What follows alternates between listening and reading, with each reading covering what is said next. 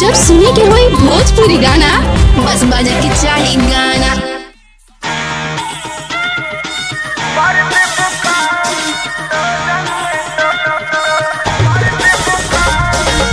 DJ Durga Nishad.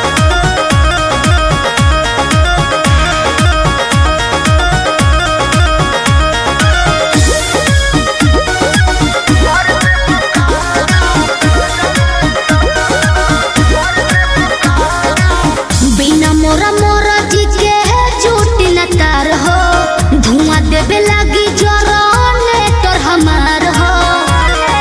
ए राजा बिना मोरा मोरा जी के झूठ न तार हो, धुआं देवे लगी जरने तोर हमार हो। बिगड़त जग मोर संभार देबू का काहे हो हाई लोटन परोजन में मार देबू का हाई लोटन परोजन में मार देबू का हाई लोटन परोजन में मार देबू का। कहाँ से गेस कइला हो? डीजे दुर्गा निषाद। आपका घर कहाँ है? गांव बामने तारा, जिला फतेहपुर।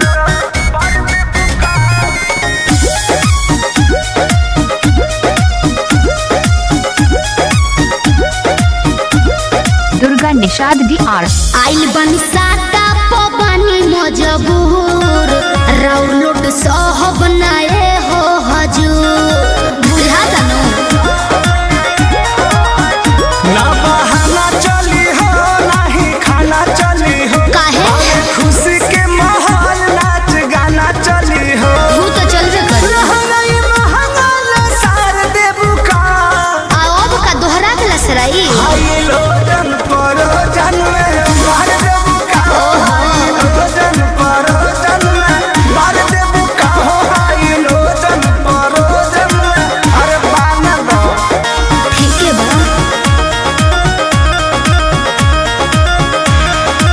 डीजे दुर्गा निषाद। गांव ब्राह्मण तारा, जिला फतेहपुर।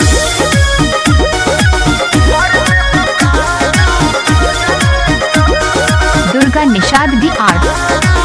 कृष्णा बेदर्दी पर मोद सुनला, सोटब न भोले का पार धुनला। दिमाग में सोच लियो। काहे भाव खटारू नहीं दाव खटारू, सुननी हो नया पवाड़ा पाव खटारू। I like it. रोटिया में नथिया उतार देबू का रउआ बड़ बतिए नहीं जी।